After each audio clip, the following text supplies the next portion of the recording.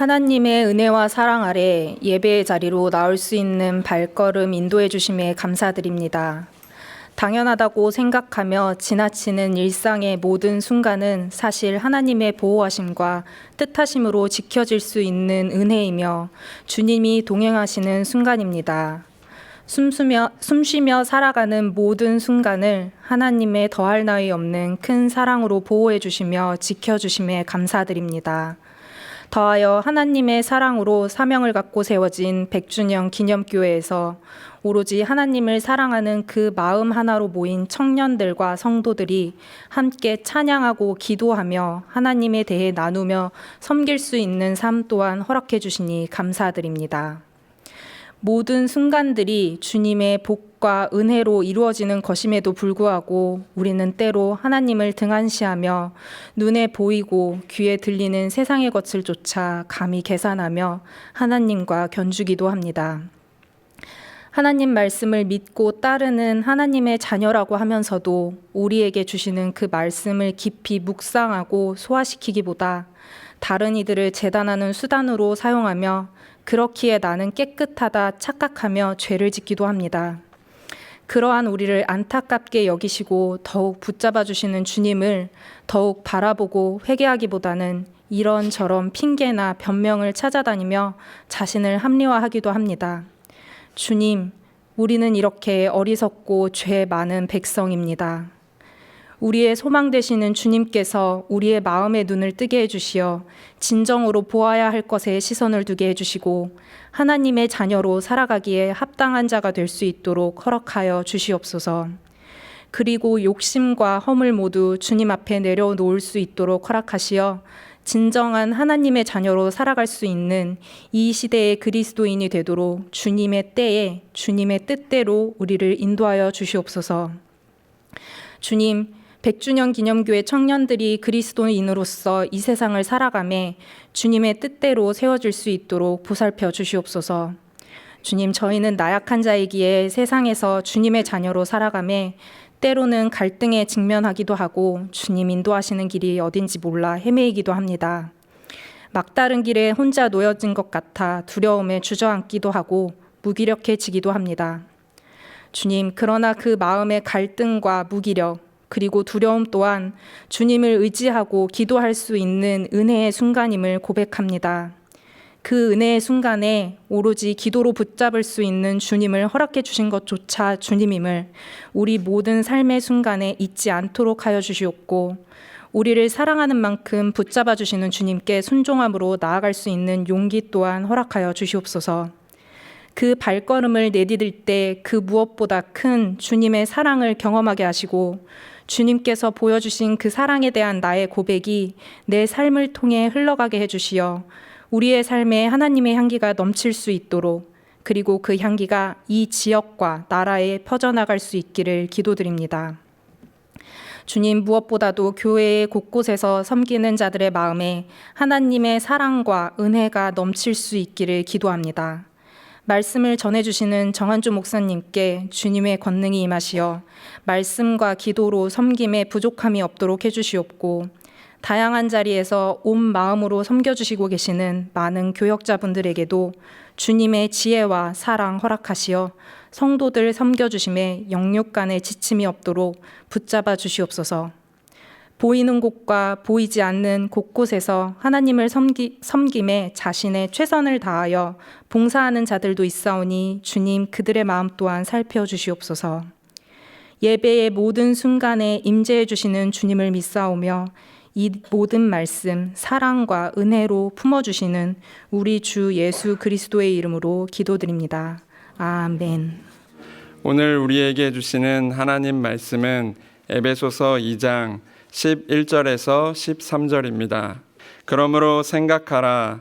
너희는 그때 육체로는 이방인이요 손으로 육체에 행한 할례를 받은 무리라 칭하는 자들로부터 할례를 받지 않은 무리라 칭함을 받는 자들이라.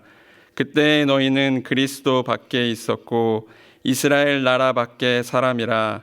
약속의 언약들에 대하여는 외인이요 세상에서 소망이 없고 하나님도 없는 자이더니 이제는 전에 멀리 있던 너희가 그리스도 예수 안에서 그리스도의 피로 가까워졌느니라. 아멘.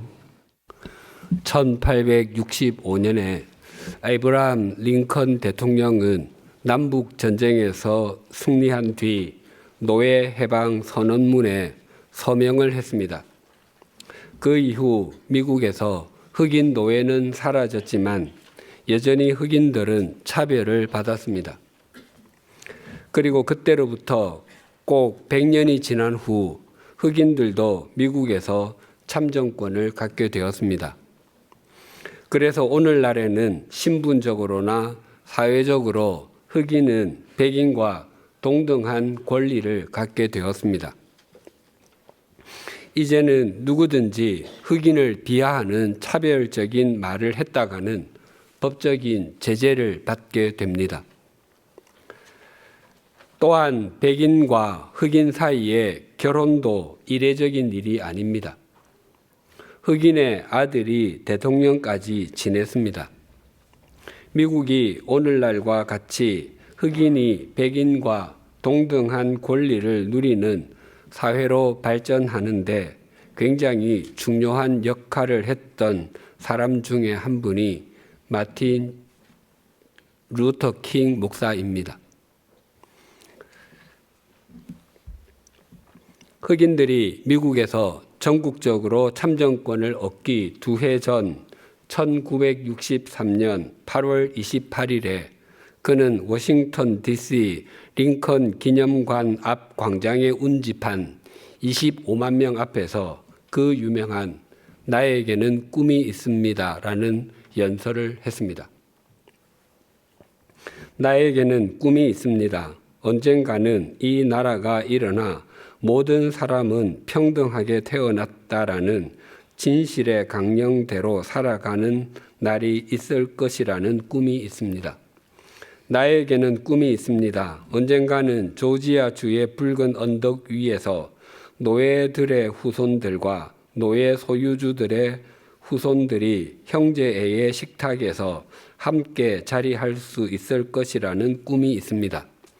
나에게는 꿈이 있습니다. 언젠가는 나의 4명의 어린 자녀들이 그들의 피부색이 아니라 그들의 인격에 의해서 판단되는 나라에서 살게 될 것이라는 꿈이 있습니다. 나에게는 꿈이 있습니다. 언젠가는 어린 흑인 소년들과 어린 흑인 소녀들이 어린 백인 소년들과 어린 백인 소녀들과 형제 자매로서 손을 맞잡을 수 있을 것이라는 꿈이 있습니다. 미국에서 전에는 백인과 흑인이 물과 기름처럼 분리된 상태에 있다가 이제는 같은 투표권을 가진 동등한 인격체, 같은 미국 국민이 되었듯이 오늘 본문에도 2000년 전 처음에는 유대인과 이방인이 물과 기름처럼 결코 화합할 수 없었지만 후에는 서로 가까워질 뿐만 아니라 하나님께도 가까워졌다고 증거합니다. 오늘 본문 11절이 이렇게 증거합니다. 그러므로 생각하라. 너희는 그때의 육체로는 이방인이요 손으로 육체에 행한 할례를 받은 무리라 칭하는 자들로부터 할례를 받지 않은 무리라 칭함을 받는 자들이라.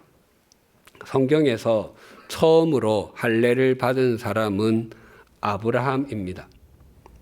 하나님께서는 갈대아인의 우르에 있던 아브라함을 부르셔서 너는 너의 고향과 친척과 아버지의 집을 떠나 내가 내게 보여줄 땅 가나안입니다. 땅으로 가라라고 말씀하셨고 그는 그 말씀에 순종했습니다. 하나님께서는 아브라함에게 큰 민족을 이루게 해주시겠다고 약속하셨지만 부르심을 받은 지 10년이 지나도 그에게는 자녀가 한 명도 없었습니다. 그러던 어느 날 하나님께서는 아브라함에게 하늘을 보게 하시고는 하늘을 우러러 뭇별을 셀 수 있나 보라. 내 자손이 이와 같으리라라고 다시 약속해 주셨습니다. 아브라함이 하나님을 믿으니 하나님께서는 그것을 그의 의로 여겨 주셨습니다. 그 후 아브라함은 하갈에게서 이스마엘을 낳았습니다. 이스마엘이 하갈의 아브라함의 아들인 것은 맞지만 하나님께서 말씀하시는 약속의 자녀는 아니었습니다. 아브라함이 99세가 되었을 때 하나님께서는 아브라함에게 영원한 언약을 세우시겠다며 아브라함을 비롯한 집안의 모든 남자는 할례를 받으라고 말씀하셨습니다. 그래서 아브라함을 비롯하여 집안의 모든 남자는 할례를 받았습니다. 그리고 태어나는 아들은 8일째 되는 날에 할례를 받도록 했습니다. 그래서 그 첫 할례 후에 태어난 이삭은 8일째 되는 날에 할례를 받았습니다. 유대인들은 아브라함과 다윗을 그들의 최고의 조상으로 여기고 있습니다. 그래서 신약 성경의 첫 책인 마태복음 1장 1절은 아브라함과 다윗의 자손 예수 그리스도의 계보라라는 말씀으로 시작합니다. 2000년 전부터 이어져 온 할례, 최고의 조상으로 여기는 아브라함부터 시작된 할례를 유대인들은 그토록 귀중하게 여겼고 할례를 받지 않은 이방인들은 사람으로 여기지도 않았습니다. 유대인들은 하나님께서 오직 유대인들만 사랑한다고 믿었습니다.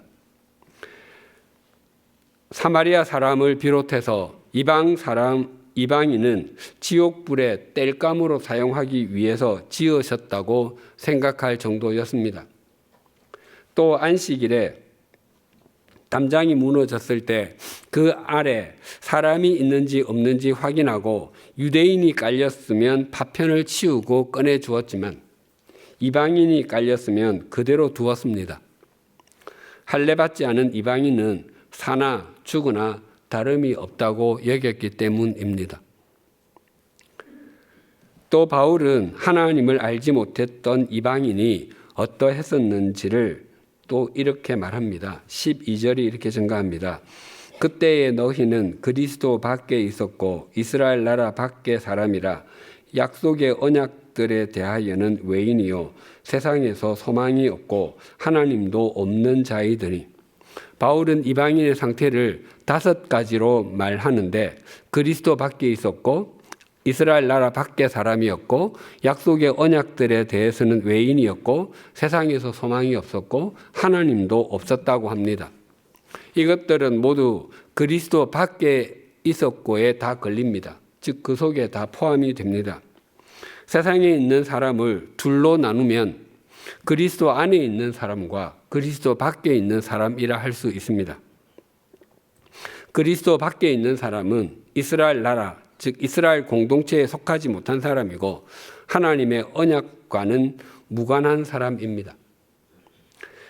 제가 스위스 제네바에서 사역했던 6년 동안 매년 스위스 정부로부터 거주 허가를 받아야 했습니다. 제 소속 증명서와 봉급 명세서, 사진 등을 제출하면 비닐 포장지로 쌓인 허가증을 보내주었는데 그 비닐 표지에 이렇게 인쇄되어 있었습니다. Livre pour étranger. 외국인 수첩. 그곳에서는 제가 그 수첩, 신분증입니다.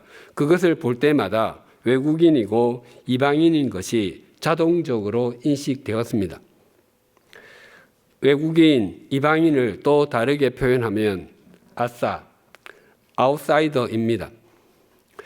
제가 대한민국에 있을 때는 대한민국 시민으로서 이방인, 아웃사이더라고 생각해 본 적이 한 번도 없었습니다. 그러나 스위스 제네바에서는 저는 외국인이었고 이방인이었으며 아웃사이더였습니다. 스위스 정부에서 자국민들에게 베푸는 법적, 경제적, 사회적 보호와 보장에서 저는 예외였습니다. 우리가 그리스도 밖에 있을 때는 이스라엘 나라, 즉 하나님 나라의 외국인이었고 이방인이었으며 아웃사이더였습니다. 그래서 하나님의 영원한 언약은 우리와 영원히 상관없는 것들이었습니다. 그러나 우리가 그리스도 안에 있는 사람이 되었을 때 우리는 하나님 나라의 시민이 되었고 하나님의 영원한 언약은 우리와 맺은 약속이 되었습니다. 또 그리스도 밖에 있는 사람은 세상에서 아무 소망이 없는 사람이고 하나님도 없는 사람입니다. 그리스도 밖에 있는 사람이 목소리를 높여 주장할 수 있습니다. 나는 그리스도 밖에 있어도 지금까지 잘 살아왔고 앞으로도 잘 살아갈 수 있습니다. 그리고 내가 가진 소망을 어느 정도 이루며 살아왔습니다. 또한 하나님이 없어도 지금까지 살아오는데 아무 문제가 없었고 앞으로도 그럴 것입니다. 그러나 자신이 할 수 있는 것이 아무것도 없다는 절망감이 엄습해 올 때, 다른 사람은 알 수 없는 일로 소파에 털썩 주저앉아 깊은 한숨이 쉬어질 때, 죽음의 그림자가 깊이 두려워질 때, 삶이 갈기갈기 찢어져 어디서부터 어떻게 꿰매야 할지 아무것도 알 수 없을 때 등의 이유로 예수 그리스도께 항복을 선언하고 예수 그리스도를 자신의 구세주로 영접하여 그리스도 안에 있는 사람이 되어 하나님 나라의 시민, 영적인 인사이더가 되고 나면 알게 됩니다. 자신이 소망 없이 살아온 것과 하나님도 없이 살아온 것이 얼마나 끔찍한 일이었고 하나님 앞에 얼마나 큰 범죄였는지 깊이 회개하게 되고 그런 자신을 그리스도 안으로 불러주신 것에 대해 깊이 감사를 드리게 됩니다. 할례를 받지 않은 무리라고 불렸던 사람들이었고 그리스도 밖에 있었던 사람들이라 불렸던 우리가 지금은 우리가 어떻게 되었는지 13절이 이렇게 증거합니다. 이제는 전에 멀리 있던 너희가 그리스도 예수 안에서 그리스도의 피로 가까워졌느니라. 11절과 12절에 공통적으로 나오는 말은 그때에입니다. 하지만 13절에서는 이제는으로 바뀌었습니다. 우리가 그리스도 밖에 있을 때는 그때의 사람이었다면 그리스도 안으로 들어온 이후에는 이제는의 사람이 되었습니다. 또 이 구절에서 대조가 되는 두 단어는 멀리와 가까이입니다. 우리말 성경에는 멀리와 가까워지다의 단어가 떨어져 있지만 헬라어 성경에는 이 두 단어가 나란히 나옵니다. 마치 어떤 물체가 멀리 있어서 잘 보이지 않았는데 카메라 렌즈로 줌인하여서 그것이 마치 가까이에 있는 것처럼 보입니다. 아니, 실제로 멀리 있던 우리를 하나님께로 가까이 데리고 오셨습니다. 그래서 유대인과 이방인이 함께 하나님께 가까이 있게 되었습니다. 예수님께서는 스스로 의롭다고 확신하고 다른 사람을 멸시하는 사람들에게 이런 비유를 들려주셨습니다. 누가복음 18장 10절에서 13절입니다. 두 사람이 기도하러 성전에 올라가니 하나는 바리새인이요 하나는 세리라. 바리새인은 서서 따로 기도하여 이르되 하나님이여 나는 다른 사람들 곧 토색, 불의, 간음을 하는 자들과 같지 아니하고 이 세리와도 같지 아니함을 감사하나이다. 나는 일회에 2번씩 금식하고 또 소득의 11조를 드리나이다 하고 세리는 멀리 서서 감히 눈을 들어 하늘을 쳐다보지도 못하고 다만 가슴을 치며 이르되 하나님이여 불쌍히 여기소서 나는 죄인으로소이다 하였느니라. 바리새인을 비롯한 당시 경건하게 살려 했던 유대인들은 하루에 3번, 오전 9시, 오후 3시, 해질 때 성전에 올라가 기도를 드렸습니다. 기도하러 성전에 간 바리새인은 다른 사람을 토색, 즉 사람을 착취하거나 강제로 재산을 빼앗는 것을 하지 않았고, 불의, 자기 이익을 위해서 법에 어긋난 일을 행하지도 않았으며, 간음, 정결한 삶을 살며 성을 오용하거나 남용하는 일을 저지르지 않았다고 고백했습니다. 그것뿐만 아니라 일주일에 금식을 2번이나 할 정도로 경건했다고 기도했습니다. 이스라엘 백성은 공식적으로는 1년에 한 번, 7월 10일 대속죄일에 금식했습니다. 그날에 지난 1년 동안의 삶을 참여했습니다. 그리고 바벨론 포로에서 돌아온 후에는 자신들이 하나님의 말씀에 순종하지 않고 우상을 숭배하다가 나라가 망했다는 것을 자인하고 그 삶을 참여하기 위해서 1년에 4번씩 금식하기도 했습니다. 그런데 바리새인은 일주일에 이틀, 월요일과 목요일에 금식했습니다. 모세가 율법을 대표하는 10계명을 받기 위해서 시내산으로 올라갔던 날이 월요일이고 내려온 날이 목요일이었기 때문입니다. 바리새인들은 모세의 제자라고 자처했던 사람들이었습니다. 그러나 이 바리새인의 기도는 기도라기보다 자신의 선행과 종교심을 하나님께 보고를 드리는 것입니다. 그것도 세리와 비교하면서 자신의 우월함을 자랑하고 있습니다. 반면에 세리는 자신의 가슴을 치면서 하나님이여 불쌍히 여기소서 나는 죄인이로소이다 라고 기도를 드렸습니다.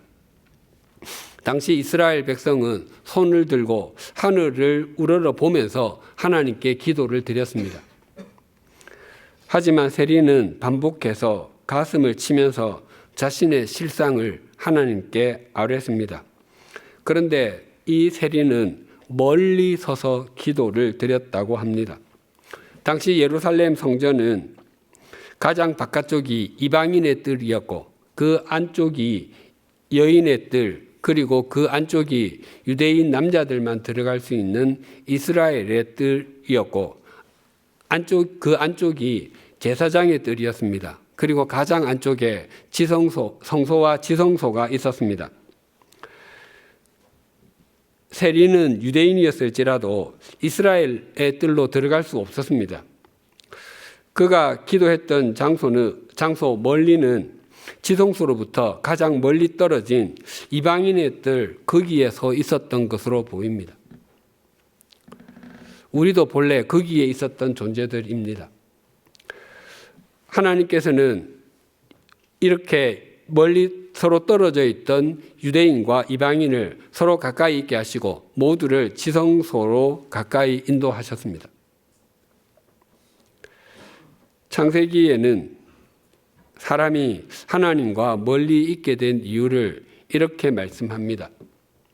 하나님께서는 아담에게 에덴 동산에 있는 모든 나무의 열매는 무엇이든지 먹고 싶은 대로 먹어도 되지만 선악을 알게 하는 나무의 열매만은 먹지 말라고 하셨습니다.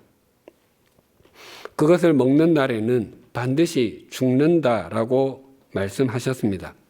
하지만 아담과 하와는 뱀의 모양으로 나타난 사탄의 유혹에 넘어가 하나님께서 금하신 열매를 따서 먹고 말았습니다. 하나님께서는 아담과 하와에게 가죽옷을 지어서 입혀주셨지만 그들은 더 이상 에덴 동산에서 살지 못했습니다. 창세기 3장 23절과 24절이 이러합니다. 여호와 하나님이 에덴 동산에서 그를 내보내어 그의 근원이 된 땅을 갈게 하시니라. 이같이 하나님이 그 사람을 쫓아내시고 에덴 동산 동쪽에 그룹들과 두루 도는 불칼을 두어 생명나무의 길을 지키게 하시니라. 하나님께서는 인간이 죄를 지은 상태로 영원히 사는 것은 바르지 않음을 아시고 에덴 동산에서 사람을 쫓아내시며 생명나무로 접근하는 길을 막아버리셨습니다. 그래서 인간은 하나님과 멀리 있는 존재가 되었습니다. 하지만 우리는 그리스도 예수 안에서 하나님께로 가까이 나아갈 수 있게 되었고 영원한 에덴 동산인 새 하늘과 새 땅을 소망하며 살게 되었습니다. 본문 13절을 다시 봉독하겠습니다. 이제는 전에 멀리 있던 너희가 그리스도 예수 안에서 그리스도의 피로 가까워졌느니라.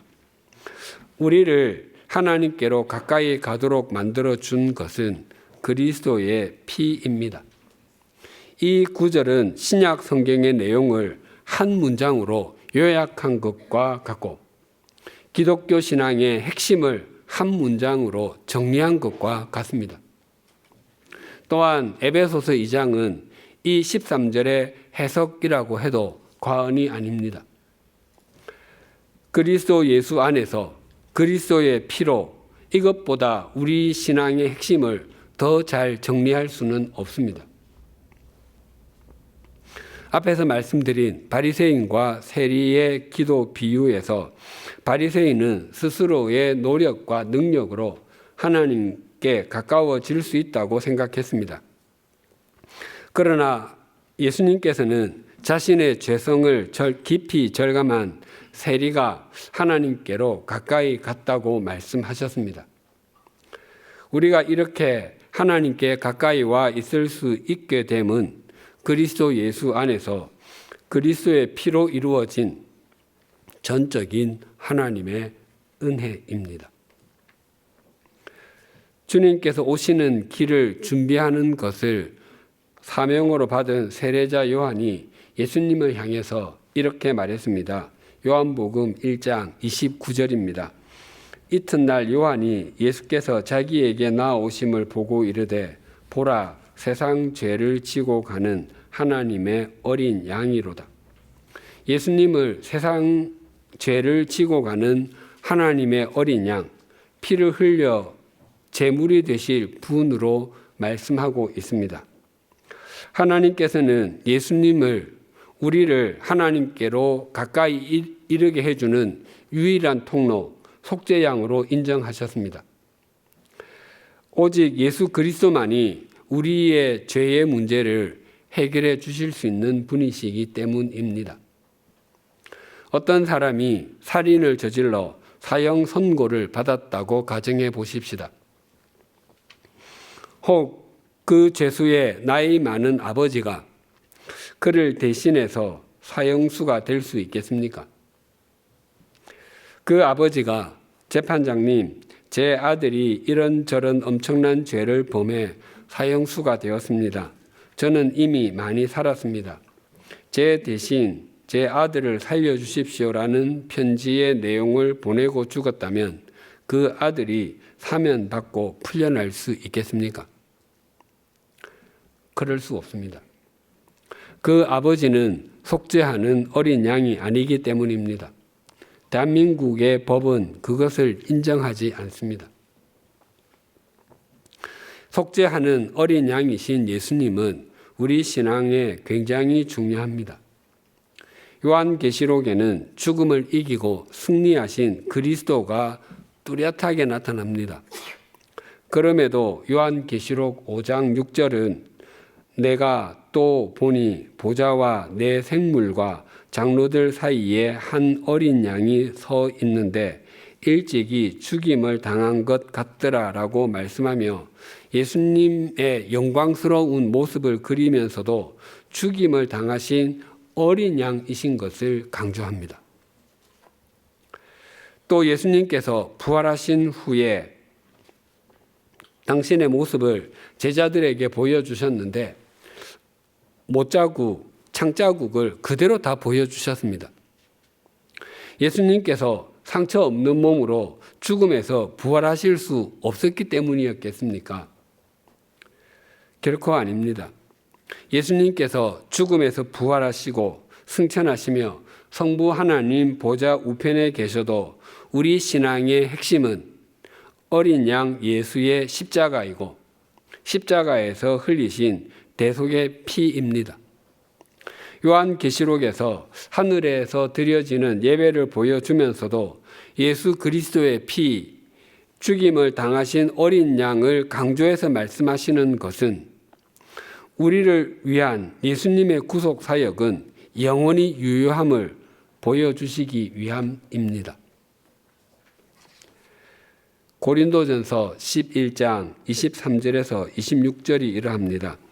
내가 너희에게 전한 것은 주께 받은 것이니 곧 주 예수께서 잡히시던 밤에 떡을 가지사 축사하시고 떼어 이르시되 이것은 너희를 위하는 내 몸이니 이것을 행하여 나를 기념하라 하시고 식후에 또한 그와 같이 잔을 가지시고 이르시되 이 잔은 내 피로 세운 새 언약이니 이것을 행하여 마실 때마다 나를 기념하라 하셨으니 너희가 이 떡을 먹으며 이 잔을 마실 때마다 주의 죽으심을 그가 오실 때까지 전하는 것이니라. 예수님께서 십자가 지심을 목전에 두고 제자들과 마지막 만찬을 가지셨습니다. 예수님께서는 큰 덩어리의 빵을 조금씩 떼어서 제자들에게 주었습니다. 제자들은 예수님께서께로부터 비록 작은 조각으로 빵을 받았을지라도 그것이 한 덩어리에서 왔다는 것을 알고 있습니다. 즉 그들이 각자의 삶의 자리에서 다른 삶을 살게 된다 할지라도 그들은 예수 그리스도의 몸을 동일하게 나누어 받은 존재라는 것을 수용했을 것입니다. 예수님께서는 빵을 나누신 후에 잔을 취하시고는 동일하게 감사 기도를 드리시고 제자들에게 주시면서 이 잔은 내 피로 세운 새 언약이다라고 말씀하셨습니다. 이전의 언약은 제물로 짐승을 잡아서 그 피를 뿌리면 자신이 지은 죄가 그 제물에게 넘어가 죄를 용서받는 것이었습니다. 그러나 제물로 드린 그 짐승의 피가 유한하기 때문에 그 속죄도 유한할 수밖에 없었습니다. 그러나 예수님의 피는 다릅니다. 그분이 죄가 없으신 분이시고 영원하신 분이시기 때문에 제물로 드린 그분의 피는 우리의 죄를 영원히 씻을 수 있고 우리를 영원히 인도하실 수 있습니다. 또한 하나님께로부터 멀리 있던 우리를 하나님께로 가까이 인도하셨습니다. 그래서 예수 그리스도의 피를 통해 영원히 용서를 받는 것이 새 언약이고 그 피는 주님께서 다시 오실 때까지 중요합니다. 우리는 그리스도 예수 안에서 그리스도의 피로 서로 가까워졌고 하나님께로도 가까워진 사람들입니다. 우리는 주일마다 예배를 드리고 구역에 속하여 구역 성경 공부에 참여하고 기도회와 성경 공부 등에 참여하는 이유는 하나님께로부터 멀리 있던 우리를 가까이 오게 하셔서 하나님 나라의 백성으로 하나님의 자녀로 삼아주신 것에 감사를 드리며 주님의 피 흘리심에 응답하는 삶을 사는 것이기 때문입니다. 우리가 주일 예배를 드리는 것을 정말 소중하게 생각해야 하는 것은 먼저는 다른 사람을 위해서가 아니라 자기 자신을 위해서입니다. 우리가 주일에 온 마음을 다해서 하나님께 예배 드리는 것을 소홀히 여기게 되면 어느 순간에 하나님께로부터 멀리 있는 자신을 발견하게 됩니다. 주일에 들려주시는 주님의 말씀을 통해서 한 주간 동안 믿음으로 그리고 바르게 살아갈 힘을 얻게 됩니다. 또한 우리가 구역 성경 공부에 참여함을 통해서는 나와 같은 그리스도인이 어떻게 하나님과 가까이 있는 삶을 살아내고 있는지 확인하게 됩니다. 또한 세속적 가치관의 물결이 도도히 흘러가는 이 세상에서 어떻게 신실하게 살아가고 있는지 확인하고 자신도 그렇게 살아가기 위하여 자신을 세우는 것입니다. 그래서 구역 성경 공부에 참여하는 것도 정말 중요합니다. 그리고 봉사야말로 하나님과 가까이 있다는 것을 입증하는 것과 같습니다. 또한 봉사는 우리의 믿음과 인격을 성숙하게 해주는 주님의 은총의 통로입니다. 우리가 누군가의 봉사를 통해 섬김을 받았다면 우리도 섬기는 것이 마땅합니다. 그것은 우리의 믿음과 인격이 성숙해지는 징검다리를 하나 건너는 것과 같습니다. 우리는 이러한 과정을 통해서 우리의 삶에 예배의 생활화와 생활의 예배화를 이루어 갑니다. 우리는 본래 하나님께로부터 아스라이 멀리 있어서 결코 우리의 능력으로는 하나님께 가까이 올 수 없는 존재였지만 그리스도 예수 안에서 그리스도의 피를 통해서 하나님께로 가까이 와서 하나님 나라의 백성이 되고 하나님의 자녀가 되었음을 잊지 마십시다. 그래서 우리가 누군가를 주님께로 이어주는 연결고리로 산다면 그보다 더 잡힌 바 된 그것을 잡으려고 달려가는 삶이 없고 그보다 더 주님의 통로가 되는 삶은 없습니다. 기도하시겠습니다. 하나님 아버지, 본래 그리스도 밖에 있었던 우리는 하나님의 나라에 들어가지 못하는 외국인이고 이방인일 뿐만 아니라 영원한 아웃사이더일 수밖에 없었습니다. 그래서 하나님의 약속과 보호하심, 인도하심과는 전혀 상관이 없었습니다. 그러했기에 영원한 삶이 무엇인지도 몰랐고 하나님이 없는 삶을 살 수밖에 없었습니다. 그런 우리를 그리스도 예수 안에서 그리스도의 피를 통해서 하나님과 가까워지게 해주셔서 감사합니다. 우리가 하나님으로부터 멀리 있던 삶에서 하나님께로 가까이 옮겨진 것이 분명하다면 그때의 삶을 청산하게 하시고 이제는의 삶을 신실하게 살아갈 수 있게 하여 주시옵소서. 한순간이라도 그때의 삶을 그리워하거나 되돌아가는 어리석음을 범하지 않게 하여 주시옵소서. 혹 우리의 믿음의 연륜이 길어지고 예배드림의 횟수가 점점 많아짐에도 우리의 믿음 생활이 몸이 건조하게 여겨지고 우리가 점점 형식적인 그리스도인이 되어가고 있다면 하나님께로부터 멀리 있던 우리를 하나님께 가까이 있게 하기 위해서 주님께서 우리를 위해서 피를 흘려주심을 망각했기 때문임을 잊지 않게 하여 주시옵소서. 우리가 이 땅에서 마지막 숨을 내어신 후에 만나게 될 주님이 우리를 위해서 십자가에서 피를 흘려주신 어린 양이신 것을 잊지 않게 하여 주시옵소서. 또한 우리의 삶이 누군가를 주님께 가까이 인도하는 주님의 통로가 되게 하여 주시옵소서. 예수님의 이름으로 기도드립니다. 아멘.